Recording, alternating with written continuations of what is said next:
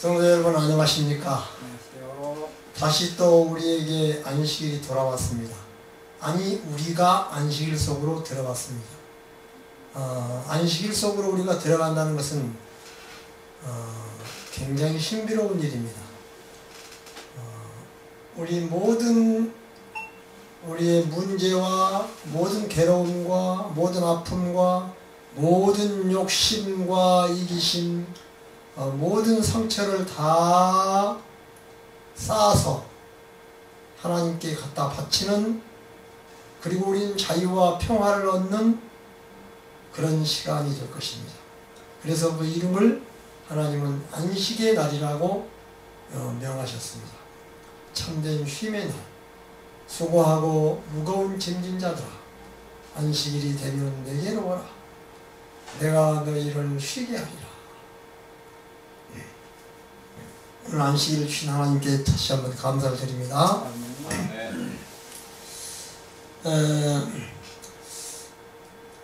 인류가 앞으로 멸망할까요? 점점 더 잘 살고 점점 더 평안하고 행복한 세계가 될까요? 어떻게 될 것 같아요? 한동안은 평안할 것 같아요. 지금 되어가는 추세로 본다면 공해가 점점 많아질까 적어질까요? 많아집니다. 공기가 점점 좋아질까요? 나빠질까요? 나빠집니다. 물이 점점 좋아질까요? 나빠질까요? 나빠집니다. 사람들이 점점 착해질까요? 점점 이기적이 되어갈까요?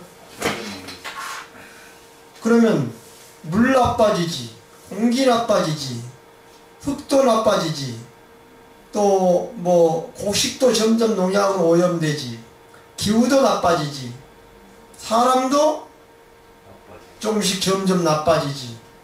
그러면 다 나빠지네? 전부 다 나빠지네? 그러면 점점 나빠지면은 사람이 병에 걸려가지고 조금씩 나아가면 그 사람은 나을 수 있는 희망이 있는 사람인데, 점점 날마다 나빠져 간다면 그 사람은 희망이 없습니다. 죽어야 되겠죠? 점점 나빠져 간다면. 지금 지구가 그런 병에 걸려 있습니다. 병들어 있어요. 그 병이 점점 악화되고 있습니다. 그러면 지구가 어떻게 될까요? 나중에 그렇게 가다가 살기 좋은 세상이 될 것 같지는 않죠? 네. 자, 지구가 멸망한다면 무엇 때문에 멸망할까요? 핵무기 터져서 멸망할까요? 지진, 쓰나미, 해일 이런 거 나서 멸망할까요? 지구가 앞으로 멸망한다면 무엇 때문에 멸망할까요? 지구가 가장 빨리 멸망할 수 있는 길이 있어요. 가장 빨리 멸망할 길이. 그게 뭘까요? 인간이 정식해, 인간이 많아서. 얘들을 안 낳으면 빨리 멸망해요. 그러면 100년 안에 망해요. 얘들이 없으면 100년 안에 망합니다. 지금 살고 있는 사람이 뭐 1살짜리도 100년 아니면 다 죽을 텐데, 예? 지금 이 지구에 인류가 한 60억, 70억 된다고 하죠? 네. 이 사람들이 100년 안에 다 죽죠. 100년 안에 현재 살아있는 현존하는 이 인류 인구가 앞으로 100년 안에 다 죽어요. 전멸해요. 그러면 70억 구의 시체가 생산되는 거예요. 70억 구의 시체. 그거 한꺼번에 죽는다면, 그 70억 명이 한꺼번에 죽는다면, 그건 지구의 전체에 내린 재앙이겠죠? 네. 근데 한꺼번에 죽지는 않을 거예요. 100년 안에 서서히 다 죽을 거예요. 100년 안에. 100년이 길어요? 인류 역사 수천 년 또는 그런 역사에 비하면 100년은 아무것도 아니에요. 결국에는 아침에 70억 명 되던 지구가 저녁에 다 죽었다. 그거하고 뭐 같은 이야기죠. 인류가 가장 빨리 망하는 길은 아이들이 없어지는 것입니다. 어린이들이 없어지면 집안도 어른들 죽으면 끝나요. 집안도 그 애들이 그 집에 손자들이 태어나지 않으면 끝나죠. 끝나요. 그 부모 할아버지 돌아가셔도 무덤에 갈 사람도 없어요. 끝나는 거예요. 자, 이것은 뭘 말하느냐 하면 인류 역사, 문화, 문명의 존속의 절대적인 제일 요소가 뭐냐 그러면 어린이들이라는 거예요. 아이들이라는 겁니다. 그러니까 가장 중요한 일은 아이들을 어떻게 잘 키우느냐. 그게 우리 지구에서 가장 중요한 일이에요. 뭐 과학을 연구하고 뭐 경제 발전하고 또 무슨 뭐 스포츠를 하고 뭐 예술을 하고 또 중요한 건 뭐예요? 중요하다고 사람들이 말 정치, 경제, 무슨 외교, 문화, 과학, 연구 활동 이런 것도 중요하겠지만 그보다 훨씬 중요한 것은 아이들을 어떻게 사람다운 사람으로 길러내느냐. 그걸 실패하면 다른 것 성공해도 지구는 희망이 없어요. 끝나는 거예요. 아니 집에서 아버지가 사업을 잘해가지고 아무리 집을 좋은 거 사놔도 죽을 때 후손이 없으면 그거 다 끝나는 거예요. 아무 필요 없는 거예요. 대를 이을 사람이 없으면. 그건 뭐예요? 뭐다 써요? 집이 있었는들 누가 살며 돈이 있었는들 누가 쓰며 뭐 아무 필요 없죠. 그러니까 인류에다가 당한 문제 중에서 제일 중요한 것은 아이들 교육입니다. 교회도 마찬가지예요. 교회가 지금 이런 식으로 노령화가 진행이 된다면 고령화, 노령 지금 이 교회가 어떻게 될까요? 지금이라도 빨리 깨어서 교회의 모든 능력을 재정력과 또 노력과 시간과 모든 것을 아이들한테 초점을 70% 이상 맞춰야 돼요. 아이들 전도, 아이들 선교, 아이들 교육에 교회의 모든 가능한 노력과 우리 가지고 있는 모든 역량의 70% 이상을 어린이들에게 투자를 해야 됩니다. 그래야 교회가 앞으로 희망이 생기고 장래성이 있지. 지금 이런 식으로 하면은요, 교회가 통통 비어요, 이제. 고령화돼가지고요, 노인들만 모이는 노인당이 되고 말아요. 노인당 돌아가시면 문 닫아야 돼요. 지금 시골 교회는 다 그런 형편입니다. 그런 형편이에요. 그런데 아직도 그걸 못하고 있다고. 어린이들을 위해서 교회의 모든 힘을 투자하는 결단을 못 내리고 있어요. 이것도 해야 되고 저것도 해야 되고 이것도 저것도 다 해야 되고. 그러니까 어린이들에게 돌아갈 노력과 어떤 힘이 부족한 거예요. 그러니까 계속 못하는 거예요. 지금 만일에 우리 교회가요 50년 전에 아이들에게 집중적으로 투자를 했다 하면 어린이 선교회 지금 이때 교회가 될까요? 지금 그 결과를 반드시 보게 되었을 것입니다. 아이들의 집중력 투자했다면. 그러겠죠? 이 말은 역설적인 질문이에요. 인류가 가장 빨리 멸망하는 길은 아이들을 무시하는 거예요. 아이들 소홀히 하는 것입니다. 집안이건 뭐 국가건 인류 전체의 전체이건 이 말의 역은 인류가 가장 잘 사는 길은 아이들 잘 가르치고 잘 기르고 그것이다. 한 집안이나 국가나 사회에 다. 신명기 6장 6절에 보면요, 너희는 아이들을 가르치라. 집에 앉아 있을 때든지 누워 있을 때든지 길을 갈 때든지 무엇을 하든지 자나깨나 아이들에게 계속 가르치고 강론하고 성경을 외우게 하고 읽어주고 설명해 주어라. 가르쳐라. 그 말씀이 있어요. 그럼 이렇게 하면 아이들이 좋아할까 싫어할까요? 앉기만 해도 성경 이야기해 주고, 그죠?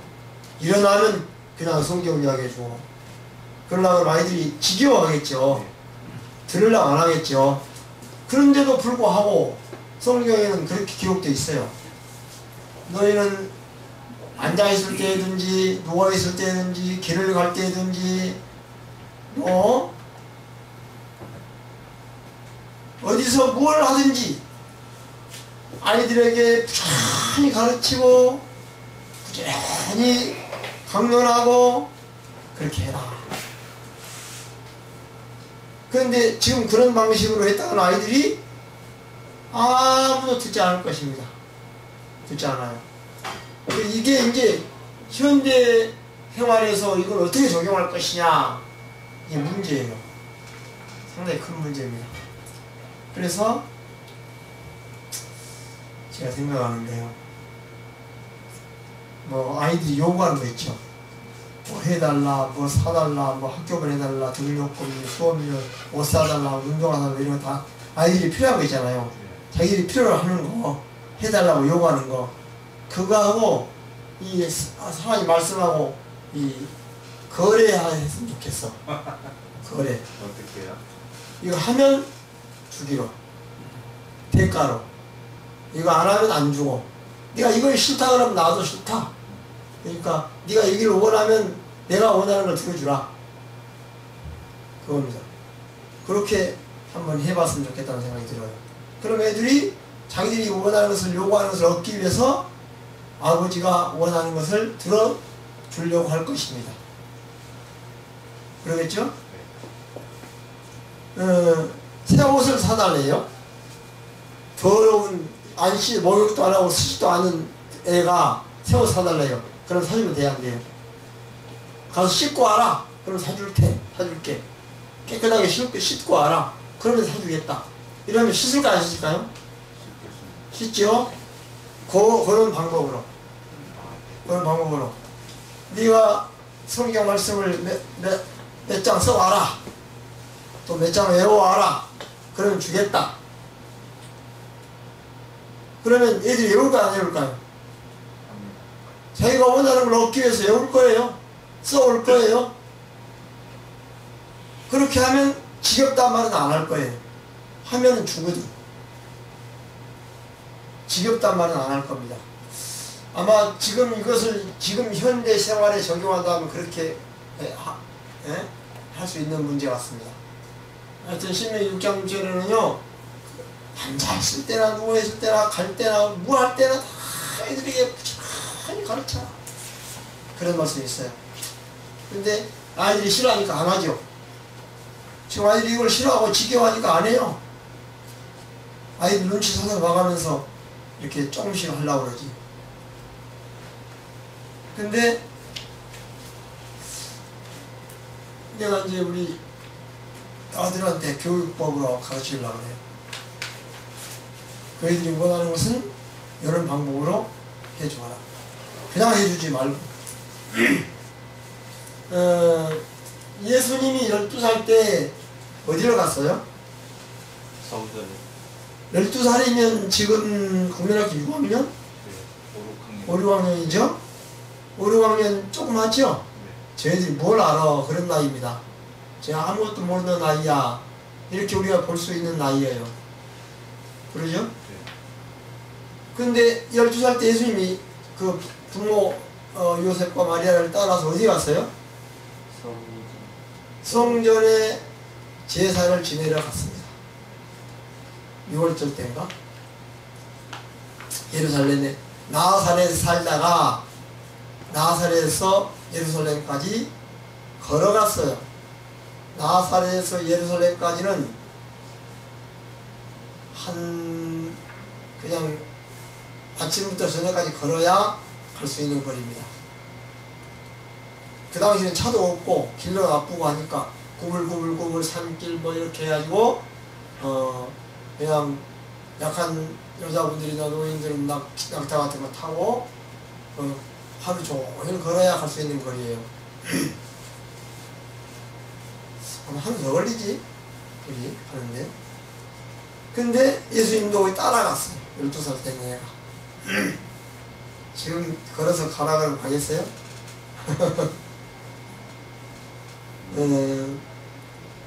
따라가는데 이제 다 마치고 돌아올 때 이제 사람들이 많이 모였다가 가니까 예수님을 잃어버렸어. 12살 된 아이를 그 부모가 잃어버렸어. 뭐 따라오겠거니 동네 사람끼리 같이 가니까 어디 있겠거니 생각을 하고는 그냥 아무 생각 없이 갔어요. 집으로 돌아갔습니다. 한 3일쯤 걷다가 찾아보니까 없어요. 애가 12살 먹은 애가 없어. 그래서 3일 동안 돌아오면서 물어보고 찾고 이랬어요. 그래도 못 찾았어요. 그래가지고 도로 사흘 전에 떠났던 그 성전까지 왔습니다. 와서 성전을 보니까 거기에 앉아있는 거예요. 거기서 제사장들하고 서기관들하고 랍비들하고 앉아서 토의를 하고 있었어요. 그래서 깜짝 놀래가지고 조그만 애가 그 정말 굉장히 공부를 많이 한 그 제사장들 랍비들 하고 같이 이야기를 하고 있으니까 놀래가지고 이제 물었어요. 너 어째서 부모 안 따라오고 너 여기 뭐 하고 있는 거냐? 부모 따라서 와야지 네 혼자 여기서 뭐 하고 있는 거냐 그러니까 예수님이 하신 말씀이 뭐죠? 어린 그 예수가 12살 먹은 애가 나를 어찌하여 나를 길에서 찾으셨습니까? 내가 아버지의 집에 있어야 할 줄을 모르셨습니까? 그랬어요. 왜 나를 길에서 찾았냐? 사람을 속에서 찾았냐? 내가 아버지의 집에 있어야 할 줄을 그렇게도 몰랐냐? 하는 질문을, 어른도 할 수 없는 질문을 이 12살 먹은 애가 한 것입니다. 이 한마디 보면은 예수님 어린 시절에 무엇을 생각하고 무엇을 어떻게 어떤 마음으로 어떤 생각으로 어떤 태도로 살아왔는가를 알 수 있어요. 평소에 무엇을 가지고 살아왔는가를 알 수 있습니다. 12살 먹은 애가 어떻게 그런 말을 할 수 있어요? 어찌하여 나를 길에서 찾으셨나이까? 내가 우리 아버지 집에 지금 자기 아버지 육신의 아버지가 있는데 내가 우리 아버지 집에 있어야 할 줄을 그렇게도 모르셨습니까? 그러셨어요. 이거는요, 예수님이 평소에 어떤 마음을 가지고 어떤 생각을 하며 살아왔는가를, 얼마나 기도하고 살아왔는가를, 얼마나 하나님 말씀 성경으로 살아왔는가를 그대로 드러내는 말이에요. 기가 막힌 말이에요. 진짜 그 한마디면은요, 예수님이 어떤 분인가를 알 수 있어요. 12살 먹은 애가 그랬으니까. 자, 예수님 12살 때 뭐라 했어요? 아버지 집에 있어야 할 줄 알지. 내가 내 아버지 집에 있어야 할 줄을 알지 못하셨나이까. 기가 막힌 말씀이에요. 자, 어린이들은, 요즘 어린이들은 10살, 11살, 12살 되면은 집에서 엄마들이 뭘 가르쳐요? 네, 컴퓨터 가르치고, 휴대폰 사주고, 게임하는 거 가르치고, 인터넷 보는 거 가르치고, 또 뭐, 학원에 보내서 음악, 미술, 이런 거 가면, 우리 손자 보니까요, 우리 손자 지금 7살이에요. 7살인데, 교육비가 얼마나 들어가는 거 아니? 엄청나게 들어가요, 교육비가. 빚을 내서라도 그걸 하더라고. 빚을 내서. 다른 거 아무것도 안 해도 그걸 하더라고. 영어학원, 우리 ST 영어학원, 거기에 보내지. 영어. 그 다음에 또, 운동 안 하면 떨어진다고 스포츠, 축구 교실에 보내지. 미술 안 하면 안 하면 또 남에게 떨어진다고 미술 학원에 보내지. 또 음악, 첼로인가 무엇인가 음악 아무것도 안 하면 달리에 떨어진다고 그것도 보내지. 또 뭐 구문학습도 학습 보내지. 과외만 해도요. 이 본어문 유치원 이 영어 킨들했을 때 보내는 거고 갔다 와서 또 공부를 하는 게 한 대여섯 가지 돼. 예? 그러더라고. 그것만 가르쳐. 그것만 가르치고, 그러니까 얘들이 12살 먹어도 예수님 같은 말을 못해. 영어나 조금 하고 미술이나 조금 하지. 공찬법이나 좀 배우고 그러지. 이런 말을 못해. 자, 이 어린이들을 어떻게 가르칠 것인가? 예수님이 그걸 잘 아셨어요. 예수님, 너희들은 어린아이가 내게 오는 것을 금하지 말라. 어린아이를 내게로 데리고 와라. 하나님의 나라는 이런 어린이들의 것이다. 어린 자의 것이다.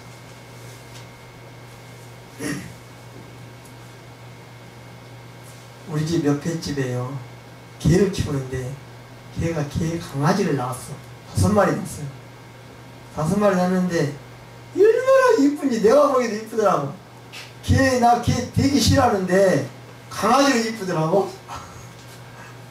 개는 얼마나 이쁜지 꼬리 흔들면서 부실부실하니 지금 엄마한테 가고 그냥 막 엄마 몸에 안 끼고 막 젖발고 그냥 아주 달라붙고 하는 게 너무너무 이쁜 거야.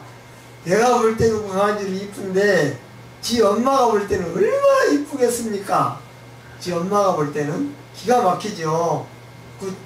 걔는 자기 새끼 놔놓고 누가 오면은 얼씬도 못하게 해요.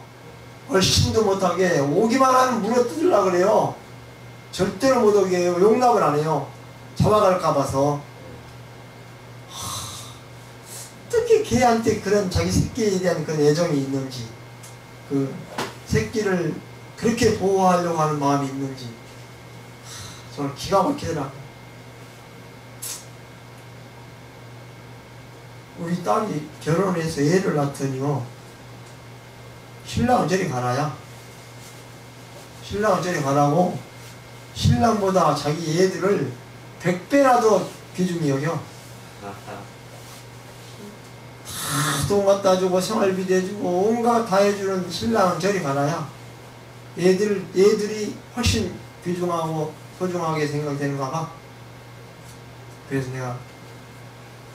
그래서 자기 신랑한테는 이렇게 좀 그렇게 안 해. 자기 애들한테 하는 것처럼 안 해. 신랑이, 내가 그래서 신랑이 좀 마음이 안 좋아 보여. 그래서 내가 이 딸한테, 야, 여자 결혼을 하면 제일 큰아들이 남편이다. 신랑이 제일 큰아들이다. 그러니까 제일 귀중히 여겨야 된다. 제일 소중히 여기고 제일 잘 해주고 이래야 된다. 그게 큰아들보다 훨씬 더 중요한 아들이다. 그렇게 생각을 하고 좀 해라. 그래도 그렇게 안 해. 안 하더라. 못 하더라. 그래서 내가 신랑한테 그래서 사이한테, 야, 너 결혼 잘했다고 생각하냐, 잘못했다고 생각하냐. 그러니까 말을 안 해. 대답을 안 해. 그래서 잘했다는 생각은 안 든다는 뜻이야. 응? 잘했다는 생각이 잘 안 든다는 표시야. 너만 그런 게 아니고 전부 다 그런다. 전부 다 그러니까 그런 줄 알고, 내한테 제일 소중한 게, 자기도 그래. 너한테 제일 소중한 게 누구냐 그러니까 자기 애들이래. 부인은 별로고 아내는 별로고 아이들이 제일 소중하대. 그러면 됐지. 네 아들 둘 있는데 아들 둘 네한테는 제일 소중하지. 그런 애들을 그 여자가 낳아줬으니까 그거 얼마나 잘한 거냐. 다른 거 잘못해도 다 응? 그저 조금 잘못한 것이다. 아이들 잘 낳아서 잘 키워준 거 그게 90점이다. 그러니까 네 아내가 다른 거 아무리 잘못해도 점수로 치면 90점 이상은 맞은 거다. 그렇게 감사하고 살아. 감사하고. 아이들 잘 나와서 잘 길러준 것만 해도 감사하고 살아. 아이들은 기차게 잘 길러. 자기 남편들은 툭툭 하고 신경질 내고 이래도 아이들한테는 절대 신경질 안 내. 정말 내가 한 번도 자기 아이들한테 신경질 내는 거 못 봤어. 뭐 아이들한테 나무라는 거 못 봤고 그냥 완전히 왕자처럼. 어린이 아이가요, 아이들 왜 이쁘지요? 꾸밈이 없어서. 응? 아이들은 꾸밈이 없고 꾸밈이요? 잘못을 해도 금세 이렇게 화해하고 친구끼리도 그러고. 아무것도 모르니까 있으셔. 아무도 몰라? 그 우리 아이들이 뭐 잘못했을 때요, 아이들이 제일 무서워하는 말이 무슨 말인 줄 아세요? 아이 잘못했을 때 매 때린다, 뭐 돈 안 준다, 운동 안 사준다, 벌 준다, 뭐 이런 거. 아이들이 뭘 잘못하고 엄마 말을 안 들었을 때 아이들이 제일 무서워하는 거, 그게 뭔지 아세요? 너 혼나야 되겠다. 아유, 혼나는 것도 그건 아니야. 그거는 아주 아무것도 아니야. 그거보다 훨씬 더 아이들이 무서워하는 게 있어. 엄마 아빠 없는 데서 살아. 너 그렇게 엄마 말 안 들으면 너 혼자 여기 살아. 나 엄마 나갈 테니까. 너 문 잠그고 나간다. 그러면 뛰어서 엄마를 꼭 붙잡아. 붙잡는다. 엄마가 하나 말한다고 때렸어. 때렸는데 때리고는 이제 화가 나니까 엄마가 나가려고 문 열었어. 그러니까 아이 어떻게 해요? 나가려고 나가세요. 그래요? 응? 뭐예요? 어떻게 해요? 뛰어나와. 자기를 때렸는데, 자기를 야단치고 때렸는데 엄마가 나갈까 하고 뛰어서 엄마를 붙잡아. 그게요, 그게 아이들이야. 아이들이야. 아니, 부부싸움을 했다. 부부싸움을 했는데 남자가 나가려고 그런다. 그럼 여자가 나가려면 나가. 그래요? 그러면 자기는 또 딴 데로 나가? 그 부부싸움을 했는데 남자가 나가려고 그러니까 여자가 뛰어나와가지고 나가면 안 된다고 붙들어 안고 나가면 안 된다고, 당신 나가면 어떻게 사냐고 만약에 그런다면 남자가 어떨까 마음이? 부분해주겠죠. 그래죠. 아무리 화가 났다가도 또 반대의 경우도 마찬가지. 여자가 집을 나가려고 하면 남편이 가만히 있어야 돼요. 쫓아나가서 붙잡아야 돼. 붙잡아야 돼요. 붙잡아야 되죠? 네. 그럼 여자가 속으로 어떻게 생각할까? 풀리겠죠. 풀리죠. 그러니까 그 자리에서 여자가 화가 나가지고 나가려고 그러면 나가려면 나가라고 내버려 두는 남자는 여자가 나간 다음에 잡으러 올 줄 알고 나갔는데, 나간 척 했는데 나가거나 말거나 뛰어나서 해라고 이제 그냥 잡으러 가지도 않으면 여자가 완전히, 예? 그런 거 아니에요. 그래서 우리가 이제 아이에게 배워야 할 가장 중요한 마음은 의존성이야. 아무리 매를 맞고 야단을 맞아도 엄마를 의존하는 마음, 의존성이라고 그래. 이 의존성을요, 기가 막혀요. 내가 아이들이 어렸을 때는요,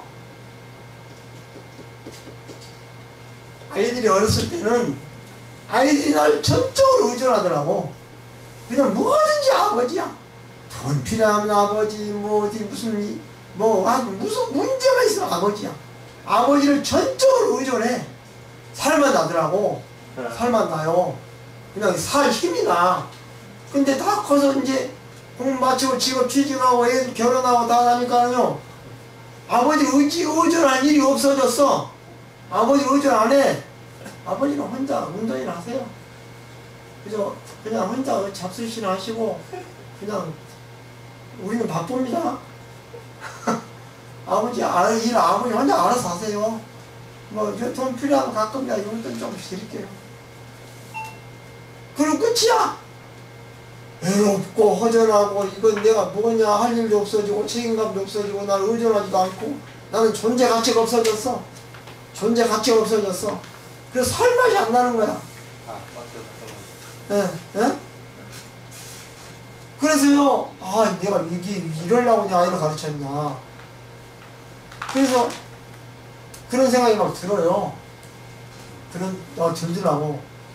지 딸은 엄마하고 사이가 굉장히 가까워. 그래서 무슨 일만 있으면 엄마가 혼을 해. 엄마한테 의존하고.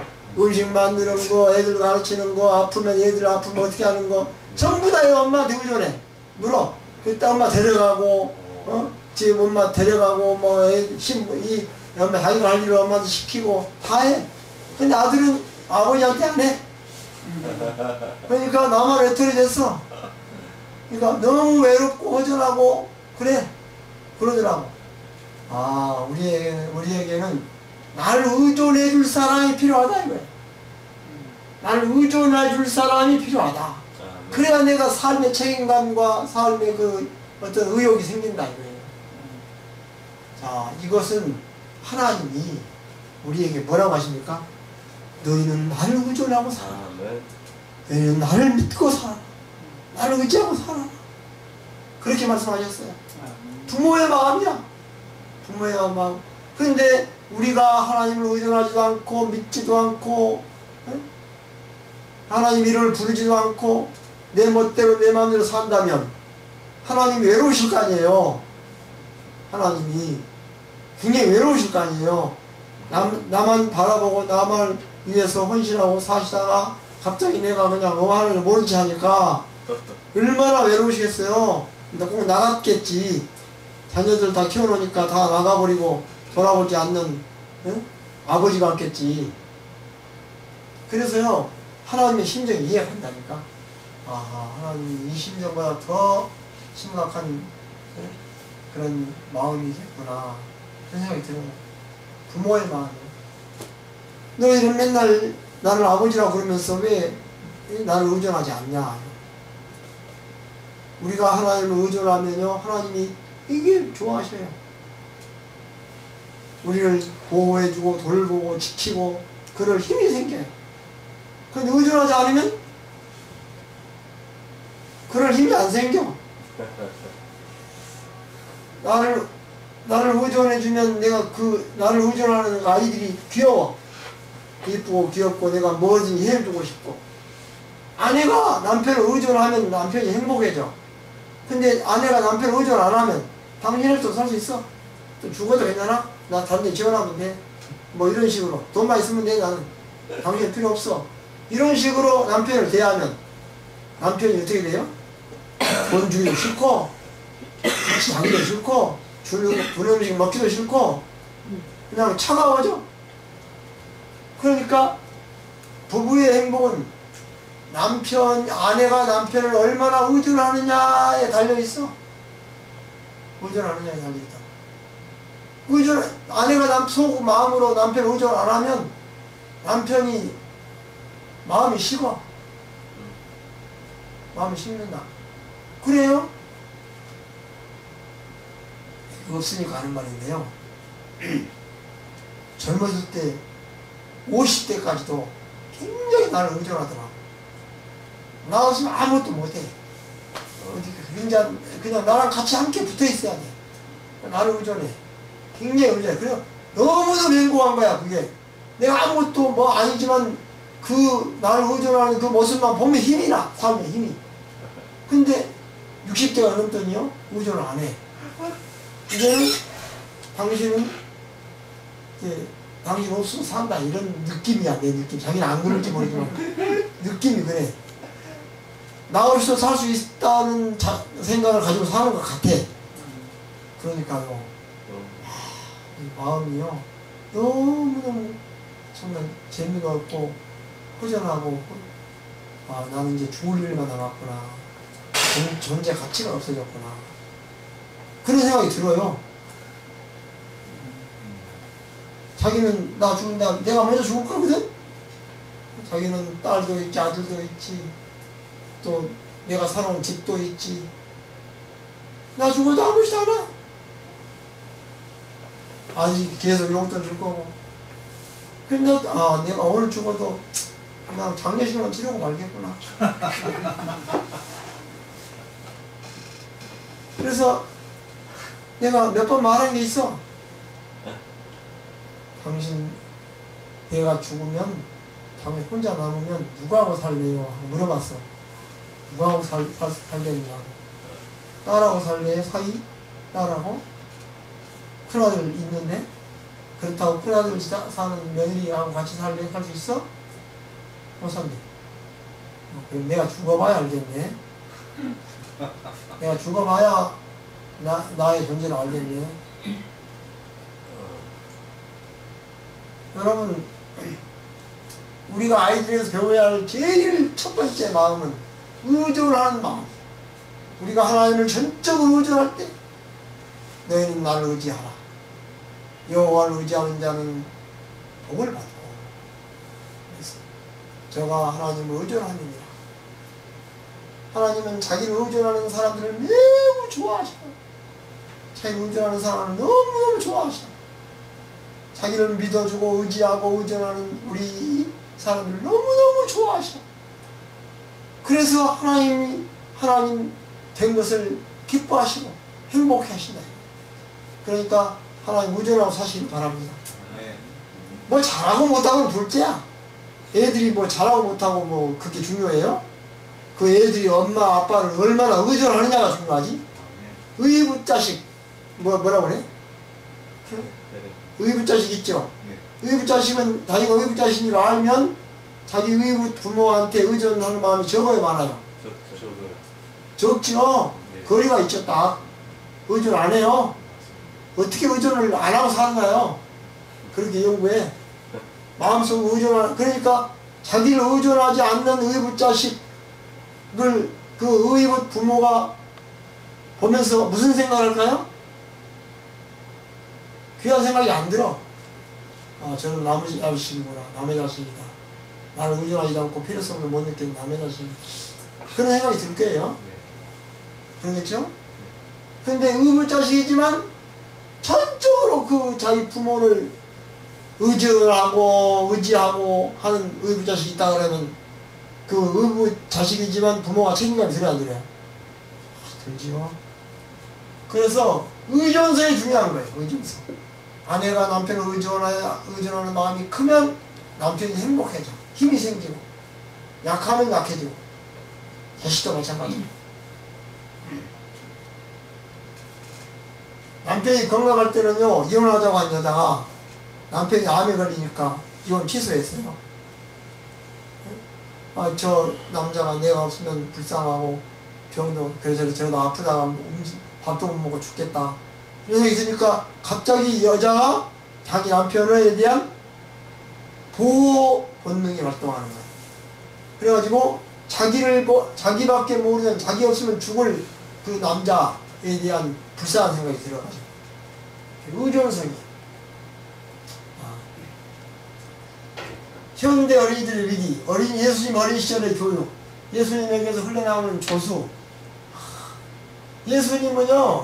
예수님에게서는 사랑과 친절과 동정심의 조수가 흘러나왔다. 이런 말이 여기 있어요. 그 샘물이, 물결이 흘러나왔어. 사랑과 친절, 그리고 동정심. 그런 물처럼 흘러나왔다. 어떻게 하면 자기가 만나는 사람들을 행복하게 해줄까? 이게 어린이든지 죄인이든지 세리든지 뭐 버림받은 사람이든지 창녀든지 뭐든지 간에 예수님은 누구를 보든지 그 사람은 불쌍히 여기고 어떻게 하면 그 사람을 낫게 해줄까? 편안하게 해줄까? 행복하게 해줄까? 그 생각만 했다고 그랬어요. 그 생각만 하고 어떻게 하면 도와줄까? 어떻게 하면 소망을 줄까? 희망을 줄까? 어떻게 하면 치료해 줄까? 낫게 해줄까? 아픈 마음을 낫게 해줄까? 위로해 줄까? 누구를 보든지 예수님 하루 종일 그 생각만 하고 찾아다니고 만나고 이야기하고 그랬다고 그랬어요. 자, 이게요, 사장이 아침에 출근해가지고 어떤 놈이 늦게 오는 거 봐요. 저 이금 저러고 어떤 놈이 일을 잘하나 못하나 감동하고 이런 마음으로 직원들을 대하는 사장하고 내가 어떻게 하면 저 직원이 아픔이 뭔지 알아가지고 내가 좀 도와줄 수 없을까? 좀 위로해 줄 수 없을까? 좀 이렇게 좀 힘이 되어줄 수 없을까? 좀 이렇게 동정해주고 보호해주려고 그러고 도와주려고 그러고 그런 마음을 가지고 직원들을 대한다면 직원들이 그걸 알까요? 모를까요? 당연히 압니다. 알면 일하는 태도가 좀 하라고 쉬었다 일하라. 그래도 더 열심히 일할 거예요. 그러겠죠? 늦게 지각하는 직원이 있으면은 보고 있다가 다음 달까지 그만둬. 이러면 이런 사장하고 아침에 집에서 무슨 일이 있었는가 보다, 부부와 싸우고 있는가 보다, 괴로운 일이 있었는가 보다, 자식이 말을 안 들었는가 보다, 남에게 말 못할 아픔이 있었는가 보다, 이렇게 생각을 하고 얼마나 마음이 아플까, 늦게 오면 마음이 얼마나 괴로울까. 그걸 이해해주고 동정해주고 위로해주고, 늦게 왔다고 너무 걱정하지 말고 무슨 문제가 있으면 나한테 이야기하라고, 내가 도와주겠다, 이렇게 해주면, 그렇게 알아주면 직원들이 거기에 감동을 받을까요, 안 받을까요? 맞습니다. 감동받죠. 나보다 사장을 알아가면 다 하겠는데 내일 또 늦으면. 응? 내일 또 늦으면 이제 그날 또 무슨 문제가 있었는가 보다, 또 늦으면 또 있었는가 보다, 어려운 문제가 있는가 보다, 가서 도와줘. 문제 혹시 있으면 뭐 돈이 필요합니까? 그럼 돈 줘. 돈 필요하죠. 또 어디 아픈가? 집안 식구가 아픈가? 부인이 또 개파해가지고 맨날 싸우는가? 아이들이 말 안 듣는가? 집안에 문제가 있는가? 뭐 빚이 있어서 생활비 다 이자는 내가는가? 빚 갚는가? 별일이 다 있을 수 있죠. 다 알아주고 이해해주고 도와주려고 그러고, 그러면 직원이 감동을 받아야 안 받아요? 받죠. 그걸 오너십, 또 리더십, 십자가부터, 이번 이거 디사이블십이라고 십자가부터인데, 그 마음이야. 예수님에서 예수님 누구를 보든지 쟤 나쁜 놈, 죄 지은 놈, 뭘 잘못한 놈, 아니 저런 놈 어떻게 믿어? 이런 눈으로 보는 게 아니고, 얼마나 마음이 아플까. 그렇게 동정해주고 불쌍히 여겨주고 어떻게 하면 해결해줄까, 도와줄까 하는 마음을 아주 아주 넘치도록 품어주셨다 이 말이에요. 그래서 막 흘러나왔어. 그것이 눈에서 흘러나오지, 입에서 흘러나오지, 표정에서 흘러나오지, 그 동정심과 불쌍히 여기는 마음이 막 얼굴 전체가 흘러나와. 예수님 표정이 그랬다 그랬어요. 조수처럼 흘러나왔다. 테크닉으로 이렇게 한 게 아니고, 사교술로, 사회성으로 백화점 안내하게 하듯이 그렇게 해주는 게 아니고, 진심으로. 자, 하나님의 나라는 어린이처럼, 어린이가 부모를 의존하듯이 하나님을 의존하는 사람들의 것이다. 하나님의 나라는 하나님을 의존하는 사람들의 것이야. 잘나고 똑똑하고 많이 잘하고 이것 잘하고 저것 잘하고 무슨 업적 공로 세우는 사람들이 것이 아니고, 똑똑한 사람들이 것이 아니고, 하나님을 전적으로 의존하고 사는 사람들의 것이야. 그게 어린이의 태도거든. 어린이가 뭘 잘하긴 뭘 잘해요. 돈을 버는 와요, 무슨 힘이 세요. 사람은 그런 거 없잖아요. 그런데 예수님은 그런 어린이를, 하나님의 나라는 이런 자의 것이다. 그랬어요. 마가복음 10장에 하나님의 나라는 이렇게 하나님을 의존하는 사람들의 것이다. 여러분 의존하시기 바랍니다. 똑똑한 우리의 인간은요, 똑똑해봤자요, 도토리 기적이야.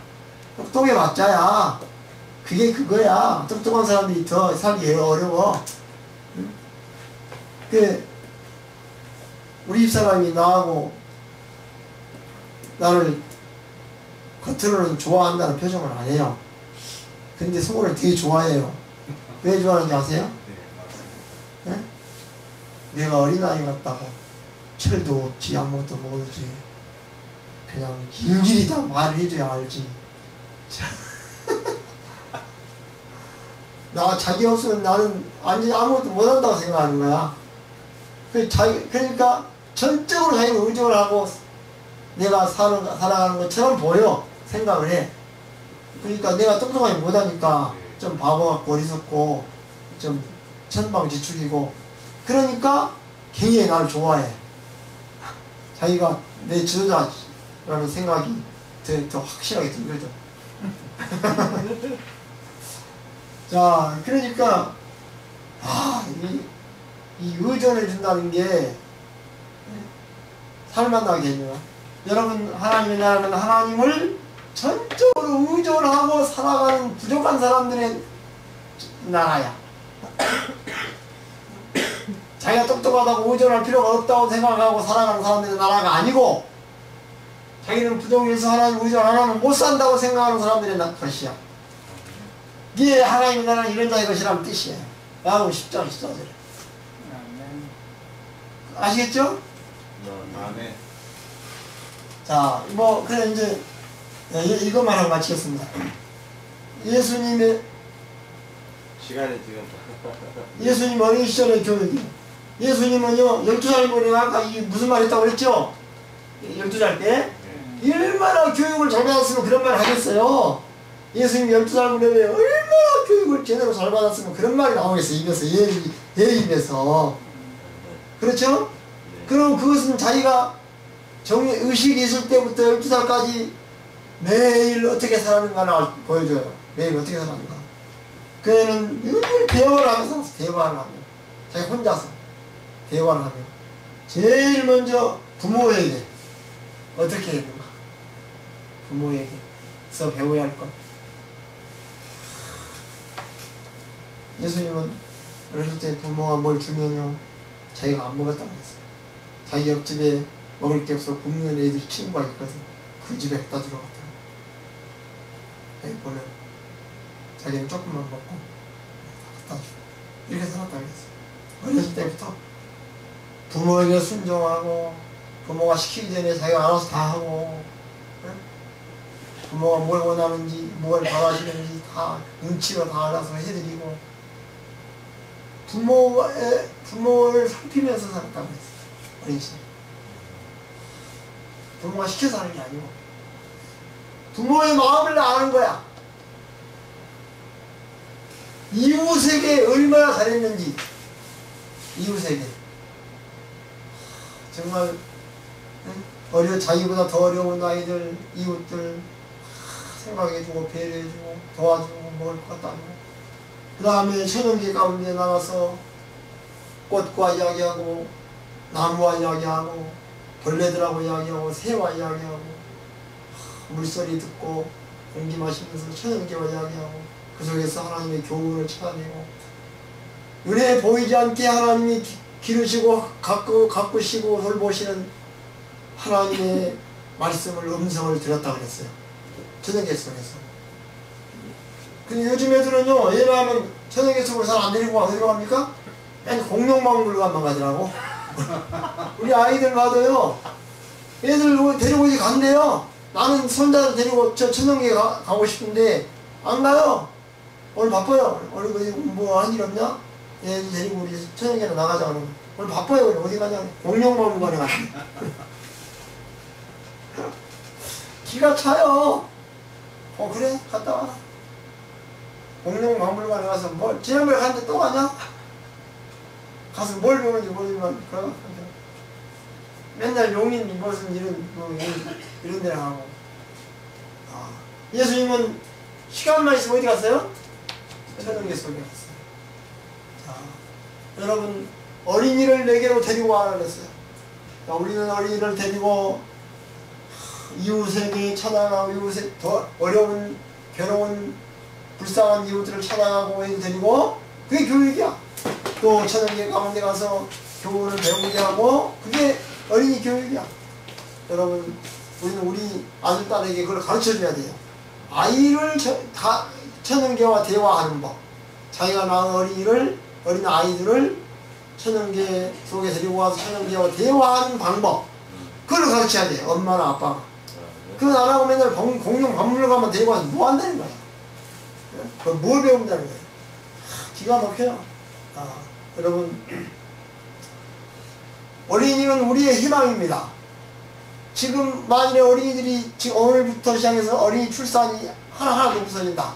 애들 안 난다. 그러면 지구는 언제 망할까요? 100년 후에 망합니다. 100년 못 돼서 망해. 100년 못 돼서 다 망한다고. 전부 망해. 간단해. 무슨 재진 재앙 뭐 이런 것 때문에 망하는 게 아니고 어린이를 무시하고 소홀히 하면 망해. 집안도 망하고 사회도 망하고. 우리나라 이 출산율 저조 결혼 뭐 최저죠. 그럼 나중에 어떻게 될까요? 북한은 애들 많이 낳는다면 나중에 북한 인구는 4천만 8천만 이렇게 되겠죠? 우리나라는 4천만에서 3천만 2천만 1천만 500만 되겠죠? 그러면 어떻게 될까? 망하는 거죠. 망하는 거예요. 우리나라 망해요. 예. 그러니까 우리나라가 빨리 망하는 길이야. 이 출산율 최저 현상은 빨리 망할 현상이야. 세계에서 제일 먼저 망할 나라가 출산율이 제일 낮은 나라야. 제일 먼저 망해. 세계에서. 그러겠죠, 당연히. 여자들이 똥똥해가지고요, 애 낳아봤자 힘만 들고 자기 삶을 엔조이 못한다. 그러니까 안 낳아. 늦게 가고 안 낳고 하나만 낳고 둘이 하나 되면은 둘이 하나만 낳고 말면 못 낳은 사람도 있으니까 하나도 안 되지. 그렇죠. 예. 둘이 하나도 안 돼. 그럼 두 명이 0.7명 되겠죠? 그러다가 한 100년쯤 지나면 몇 명 남겠어? 인구가 한 1000만은 하겠지?